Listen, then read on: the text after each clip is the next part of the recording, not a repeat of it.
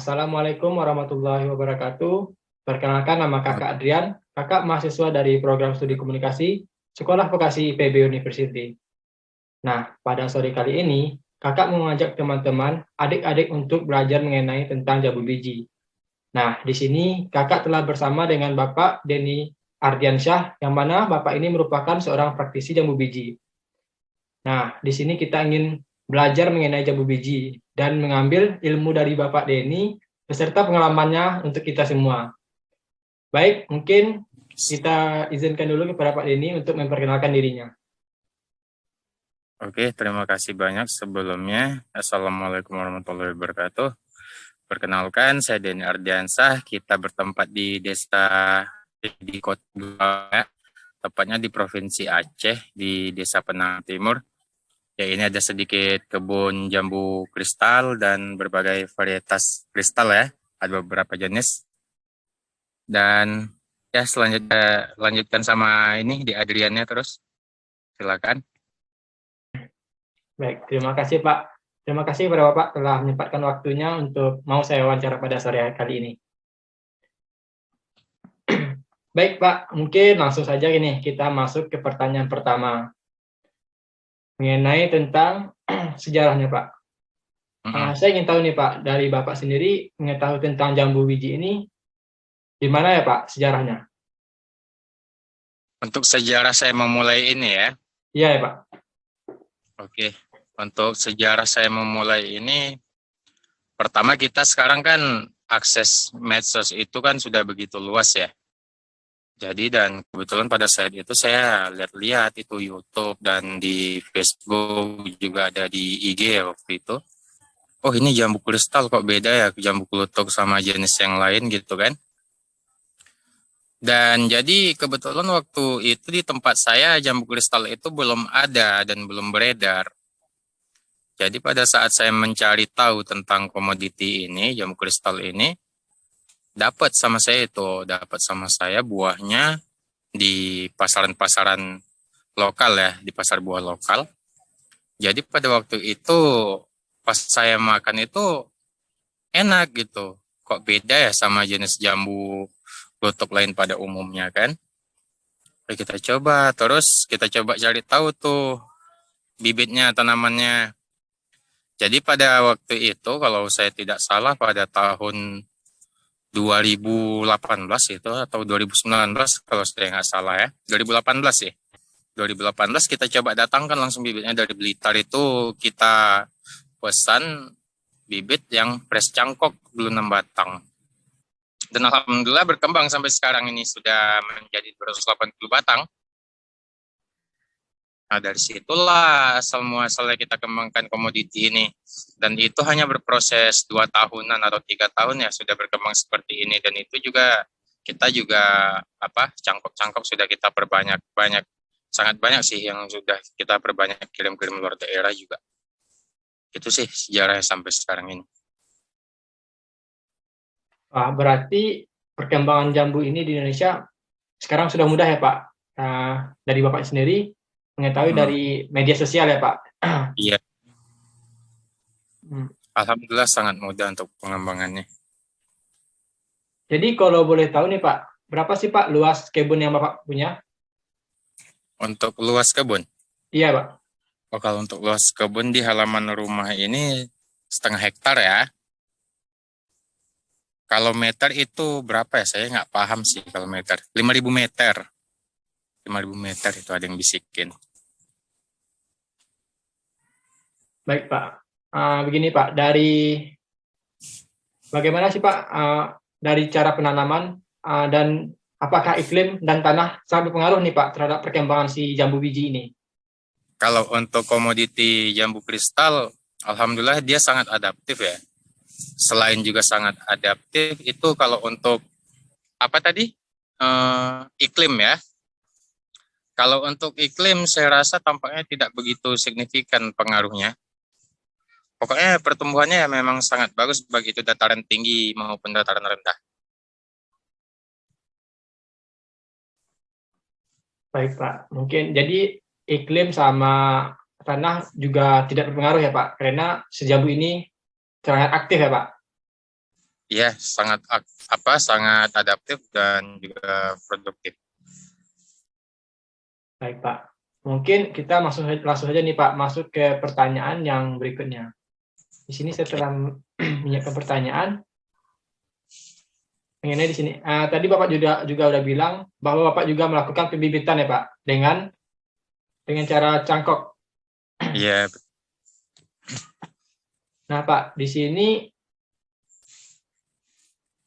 bagaimana cara Bapak melakukan penanaman jambu biji ini sendiri, Pak? untuk penanaman awalnya ya. Iya, Pak. Untuk penanaman awalnya tentunya kita sehatkan dulu bibit cangkoknya itu. Kalau sudah sehat itu, kalau dari proses cangkok awal dia sampai jadi itu membutuhkan waktu 1,5 bulan sampai ke 2 bulan sudah siap dipanen cangkok ya. Nah itu untuk perbaikannya itu 1,5 bulan berarti pohon berusia 3 bulan ya keseluruhan. Sudah berusia 3 bulan mulai dari cangkok sampai sudah pindah ke polybed sampai dia disehatkan. Yaitu kita tanam dengan lubang tanam yang bagus, dengan pemupukan yang bagus, sudah kita sediakan sedini mungkin sebelum tanam. Itu biasanya paling cepat 2 minggu sebelum tanam atau sampai 1 bulan sudah digali lubang tanam itu, sudah ditaruh media tanamnya itu di situ. Ya kita tanam. Seiring bertambahnya waktu ataupun proses pertumbuhannya, ya kita pupuk. Kebutuhan nutrisi untuk pertumbuhannya kita pupuk sesuai anjuran yang dianjurkan sih, yang direkomkan. Gitu aja, mudah kok perawatannya jambu kristal. Tidak terlalu rumit ya, Pak, untuk penanamannya ya, Pak. Alhamdulillah tidak terlalu rumit. Cuman yang itu kita mulai ya. Tapi kalau setelah kita memulainya itu, alhamdulillah nggak ada yang rumit kok. Baik, Pak. Dari segi perawatannya gimana nih, Pak? Apakah ada perawatan khusus atau gimana gitu? Kalau untuk sejauh ini, untuk jenis jambu kristal ini belum ada perawatan khusus.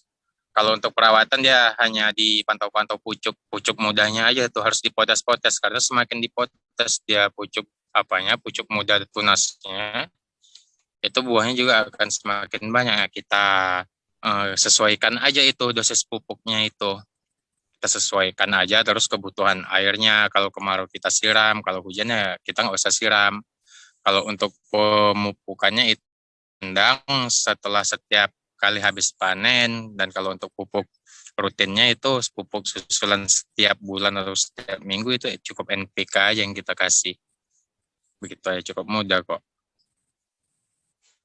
Nah, Pak, dari yang kita tahu, jambu kristal ini merupakan salah satu program dari IPB juga ya, Pak? Iya,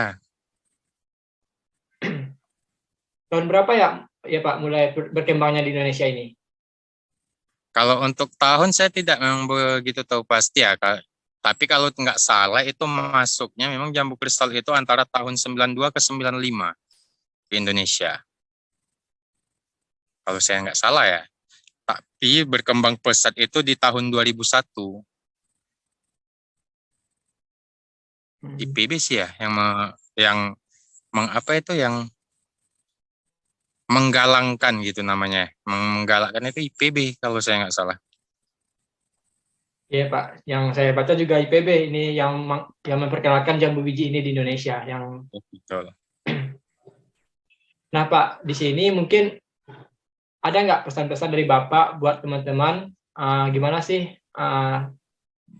waktu yang tepat untuk memanen si jambu biji ini Pak? Apakah ada waktu khusus gitu, di pagi hari atau di siang atau di sore gitu? Ya kalau untuk supaya dia kualitasnya bagus, kita tetap memanen itu berdasarkan anjuran yang berlaku ataupun yang berlaku di petani ya. Pada umumnya itu kalau kita memanen itu pagi hari, minimal pagi sampai sore hari. Karena itu pertama bukan karena pohonnya rusak, enggak. Itu sebenarnya lebih cenderung ke agar kondisi buah fresh. Karena kalau kondisi sudah siang itu kan kena terik matahari, biasanya buahnya dia kadang agak panas dagingnya. Hmm. Kalau kita panen sore ataupun sebelum terlalu sore, itu biasanya dia buahnya tekstur dagingnya itu agak beda kalau kita panen pagi. Gitu. Kalau boleh tahu, dalam Bapak sendiri, dalam satu kali panen berapa kilo Pak bisa dapat? Atau sampai berkuintal gitu ya? Kalau di sini kilo, kalau di seputaran Jawa kan sebutannya kuintal lah. Kuintal itu dalam satu kuintal itu kalau saya nggak salah itu 100 kilo ya. Iya Pak. Kalau kita di sini kilo, kalau saya ini dari populasi 280 sampai ke 300-an tanaman yang produktif, itu kita kalau dihitung per hari bisa 40 ke 50 kilo. Itu paling banyak. Itu kalau sudah musim panen puncak ya. Dan kalau kita musim panen seperti saat ini yang sedang trek, bahasa kami di sini, trek itu dalam arti tidak musim serentak, itu kita paling kuat juga 15 kilo ke 13 kilo gitu per hari. Nah Pak, jadi dari hasil panen itu gimana sih cara Bapak pemasarannya di wilayah Bapak sendiri? Kalau untuk pemasarannya kita nggak terlalu mengambil pusing ya. Yang penting awal tanam itu saya nanam dulu yang banyak urusan pemasaran nanti dan alhamdulillah memang berjalan sendiri otomatis. Yang penting kita mengutamakan itu kalau dalam bertani ini mengutamakan kualitas dulu baru kuantitas. Kalau kualitas kita bagus, kuantitas pun akan berjalan dengan bagus juga dengan sendirinya. Oh gitu ya Pak. Mm-mm. Nah Pak, gini, ini terakhir nih Pak, gimana sih pesan kesan Bapak selama mempunyai kebun jambu ini? Maaf, apanya itu Adrian? Pesan dan kesan Bapak selama mempunyai kebun jambu ini. Pesan dan kesan untuk diri saya atau untuk Adrian atau kawan-kawan? Untuk diri Bapak dulu sendiri. Untuk diri saya sendiri. Kalau pesan untuk diri saya sendiri, tanamlah sebanyak mungkin ya, apa yang bisa kita tanam. Dan selain itu juga kita menanam ini kan bukan juga berdasarkan sebagai profesi petani juga. Dan kalau bisa kita kan sudah menyumbangkan apa nih? Sudah menyumbangkan oksigen ya. Insya Allah juga dalam bentuk beramal sih sudah ya. Iya Pak. Nah, terus itu tadi, tanam sebanyak mungkin kalau ada tempat. Itu aja kesan dan kesannya. Kalau untuk kesannya sendiri, sekarang masih menyesalin pertama kenapa nggak dari dulu menanam yang banyak gitu. Iya, iya. Itu aja kesannya. Nah Pak, sekarang pesan buat teman-teman nih, buat adik-adik yang menyaksikan wawancara kita ini. Hmm. Gimana sih caranya buat membudidayakan tanaman ini? Baik, kalau untuk budidaya tanaman jambu kristal ini sendiri, pertama kita cari dulu bibit yang valid. Dalam arti valid itu pertama kondisi bibit pohon indukan yang sudah kita tahu pasti. Terus yang kedua memang informasi tempat pembibitan ini sudah ya memang itu tempat yang memang sudah direkomkan. Terus yang kedua tanamlah bibit yang sehat gitu. Udah gitu aja yang sehat, terus lubang tanam juga yang bagus dan benar. Jarak tanam ideal itu 3x4 atau 4x4 bisa 4x5 itu jauh lebih bagus. Dan satu hal lagi, sebaik-baiknya juga tanaman, seunggul-unggulnya juga tanaman, itu tetap yang menentukan lubang tanamnya awal penanaman. Jadi maka dari itu sebelum kita menanam walaupun dia sebagus apapun bibitnya, kalau lubang tanam itu nggak bagus ataupun pemupukannya, ketersediaan pupuknya nggak tepat awal dia mau ditanam itu pertumbuhannya juga nggak akan bagus. Jadi pesannya itu aja sih. Dan tetap semangat tentunya ya. Baik Pak, mungkin sekian saja Pak pertanyaan dari saya. Mungkin saya ucapkan terima kasih kepada Bapak karena telah menyempatkan waktunya dan mau berbagi ilmu mengenai jambu biji ini pada saya dan teman-teman. Mungkin pesan dari saya buat Siap-siap. Bapak, semoga lahan Bapak bertambah dan hasil buah Bapak maksimal. Amin, amin, amin. Terima kasih banyak juga atas semua doanya ya. Baik Pak, sekian dari saya. Mungkin saya undur diri. Assalamualaikum warahmatullahi wabarakatuh. Waalaikumsalam warahmatullahi wabarakatuh.